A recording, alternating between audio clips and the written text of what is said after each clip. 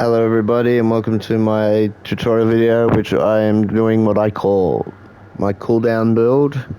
Except even though it focuses also on Runic and luck a bit as well, I call it the cooldown build because it focuses all the perks on cooldown. There is a couple of things in here I've used from a previous build that I just swapped over to when I was working this out and just, haven't figured out anything better to put in with them. And actually I think maybe one thing, but yeah. So if anyone can think of anything that might be good for this to replace them, please feel free to leave a comment. Don't forget to subscribe and hit that like button if you enjoy my video. Thank you. Anyway, for starters, here's the build. Start with the weapon. Now this is good for all bosses so far that I've tried, just in my normal game that I've been playing. And yeah, this is just this one's for the video. I've put New Game Plus 4 on Give Me No Mercy. I've tried it recently on several bosses on Give Me No Mercy. Got a New Game Plus 5, and I felt it was good, but this worked with them. But obviously, some things are going to have some of these perks are stun grabbing. Obviously, that's not going to work on the Berserker King, or most Berserkers, except if you got multiple Berserkers and you beat one well before the other.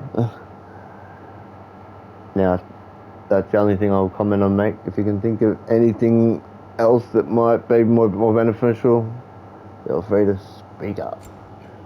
But for now, the Leviathan Axe, we're using the grip of weighted recovery, which gives us 43 strength and 51 runic, and stun grabbing an enemy provides a blessing of cooldown. Obviously, like I said, King Hrolf and Gunnar cannot be stun grabbed till they are dead, so it's not really useful.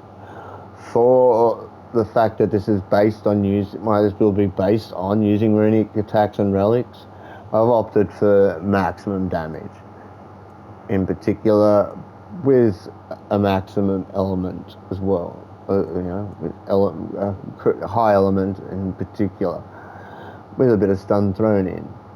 So for me, that's Wrath of the Frost Ancient and Evolved Exam. For the Blades of Chaos, we are using the Limits Recovery Handles Plus, which give us 34 strength, 43 cooldown, 34 luck. And it has Whiplash Refresh, which is hits from Flame Whiplash, which is triangle and R1, have a moderate luck chance to grant a blessing of cooldown, restoring more cooldown if fully charged. So for those who don't know, when you mash the triangle button, or if you have an accessibility set to from button mashing to just hold, when you mash or hold the triangle button, it will start the blade spinning. When it's charged fully, it does more damage. It will also, in this case, really grant more cooldown.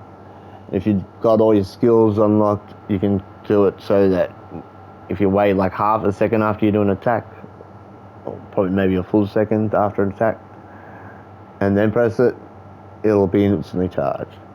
Little tip, makes this even easier to do. And it also works on the R2 attack. For our runic attacks, we're going with Rampage of the Furies, which has high damage and moderate burn. The heavy is the Nemean Crush, which has got 4 damage and 4 burn, which means it'll be doing some decent damage afterwards. Plus, it's got a little bit of stun. For the spear, we'll be using the Hind of Weightless Recovery, which gives us 43 defense and 51 luck, and uses Maelstrom Refresh, which means when your Maelstrom is full, the Maelstrom skill gauge is fully charged. Split attacks have a moderate luck chance to grant a blessing of cooldown, which means when it's full, just use your, but don't know what weapon you're on. If you swap over to this, the charge swaps weapons, so the Maelstrom will be fully charged. Go to town with it for a few moments, you're probably going to get something cooled down dramatically. Runic attacks, Mountain Splitter for nice damage and force with a moderate, tiny bit of stun. And then Heavy's the Finger of Ruin, which is pretty devastating because not only does it do damage, it just keeps going to do more with the force and then some stun. The shield is one I usually use the Stonewall shield most of the time, because for a long time, because you don't have to worry about parrying the yellow ringed attacks. I mean, you do have to do a Steel Strike eventually, otherwise it will be broken, but that's a different point. But yeah, I've decided I would like to practice parrying a bit more, so I've been using the Dauntless Shield, which also gives some cooldown to it. So it's got a quicker shield strike, which, with another build I use, my health healing build, defensive healing build, I have the Rod of Restoration on the shield, which means if sometimes when I take damage, it'll give me the chance to shield strike, which will give me a health burst. But again, that's not important here. One thing is, I'm personally using the Dauntless Shield, but that's up to you. Like I said, it requires the run I'm using will focus on you being able to parry, as well as some of the amulet stuff will also work on just blocking and stuff to help grant cooldown. So yeah, this is things about now. Blocking with the Stonewall Shield doesn't count as the Realer Ring doesn't count as parrying. You don't get the bonuses, any parrying bonuses. So yes, my Rond is the Rond of Expedition, which gives me defense and cooldown, 43 defense, 51 cooldown, and it gets a blessing of cooldown when interrupting double blue ring attacks, which is the shield strike of double tapping LL1, or parrying, which is just timing your block right. Which gets another blessing of cooldown. Now Spartan Rage, I just go with Fury because it's damaging, stunning, and healing. The Relic, I'm going with Hilda Skofnung because it just carves them up. Freya, combined with Freya, Caesar Exhales and Sigil Arrows, she'll be doing, it'll help increase the damage of my runic attacks, as well as the hilt. And the sword is Mardol. I just like it because I like the Bifrost, so she's very good at using that well. For the armor, I've gone with Giptomartha's breastplate. It looks like this, as it has 80 strength and 100 defense, 30 runic and 90 luck, but also for its Fortune's Reverse, which is a moderate luck chance when using a runic attack or relic to immediately restore 70% of its cooldown. So with higher luck, that's actually, which 385 is considered fairly high in the luck range. That's going to do it quite often. Not every time, but quite often. The wrist armor is called we're using Berserker's Gauntlets, and they have 113 strength, and they give 31 to everything bar defense. There's Soulless ability it has, which is a low luck chance. So if successful hits to cause soul explosion, dealing damage and installing some cooldown of the relic. So that's every single hit you do. So a low luck chance on every single hit you do still means you're probably going to get it quite often. The Berserker Waist Guard is what we use for our waist armor. Its stats are identical to look at, except the strength is instead defense, still 113 though, and the rest are all 31. It gives you Soulless Rebuke ability, which is taking damage, so basically getting hit, blocking, or parrying, or the most luck chance to cause a soul explosion, dealing damage and throwing some cooldown of the relic. I don't know if I mentioned that the cooldown for these two in particular are the relic, which with Halt and Skofnung, pretty good. There we go. Obviously all the appearances I've chosen in this are the Flawless Berserker armor, because it's like taunting the Berserker King.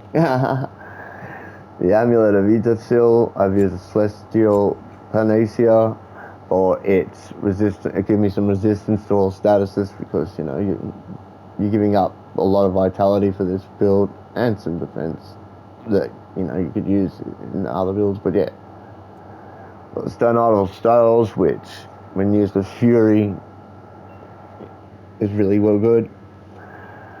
We got Regenerating Essence. I'd use Greater Regenerating Essence, but we don't have enough vitality. It just gives constant health regeneration. Now we're using the Enlightenment Engravings, which allows Frost Awaken and Flame Whiplash, which are the triangle R1 attacks, but I believe they do R2 as well, to grant a Blessing of Runic.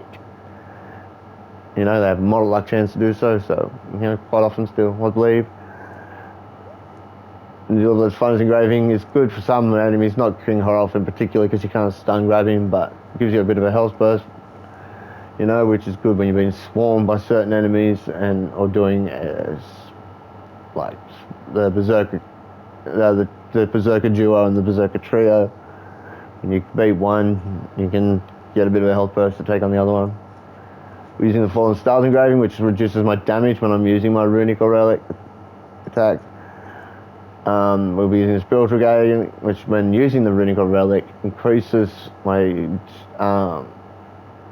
damage on my melee and rage attacks by 15%, stacking up to 3, so you can get up to Arcane Strength 3, that's 45% increase on whenever I use a Runic or Relic attack, which I'll be doing a lot. And then I've just used Bold for its cooldown of 30 and Manvit for its Runic and cooldowns of 20. If anybody has a better idea for any, instead of maybe the ones I would consider replacing would be Manvit, Bold, and Needle of Finest Engraving at the moment, because that one perk can't be used really with King Rolf. And these two are, yeah, like just stat changes, which are not bad, but if there's anyone can think of something else, that'd be, you know, which includes a full perk set, although none of them seem to be good in this for this sort of build, in my opinion. Someone else can make an argument for it though. Anyway,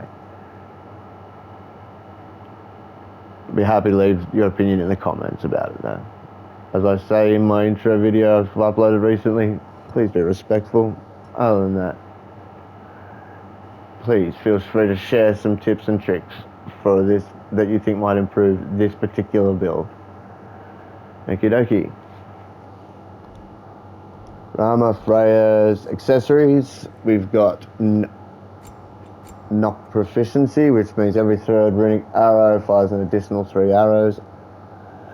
That's pretty good, especially if you time it right with Rune Engrave Release, so that the first runic arrow, which is from a full quiver, deals significant damage. You do 2 shots with your arrows, then wait for it to charge back up, and then you do the third one, and it'll be 3 arrows that match damage. It's pretty good. Combine that then with lethal detonation for damaging, you know. You know, I might actually go, of course it's who it is, that's actually pretty useless, so I'm going to now just quickly change it with, which one was it? Where did it go?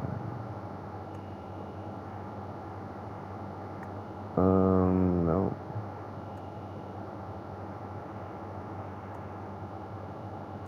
Sigil, where's the sigil and sigil punishment? I'll use that one instead, because I will be using that for a hell of a lot as well. Okie dokie. Here we go. Let's take down this mother.